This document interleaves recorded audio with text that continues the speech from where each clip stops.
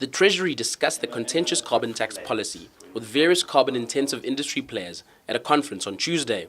The document is currently open for public comment, and Treasury intends implementing the first phase of the carbon tax by the 1st of January 2015.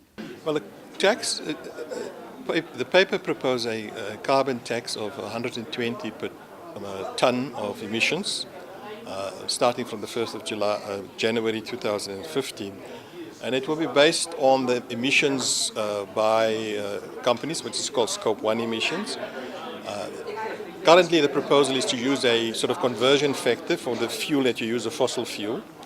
And we'll have to see how that goes. So there are various emissions factors that people use to convert.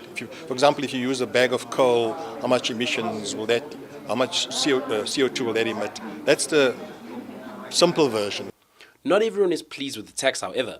Siegfried Spannig from ArcelorMittal feels the carbon tax is still premature.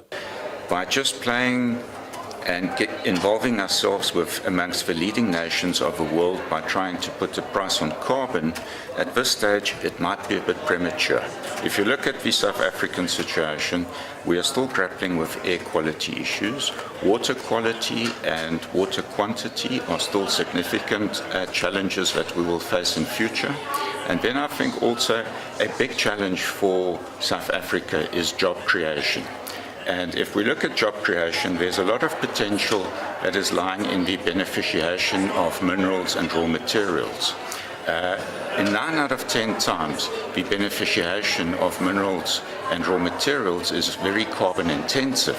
And from that perspective, I think we need to look at, and we need to take it with a pinch of salt, this whole so-called transition to a green economy or a low carbon economy.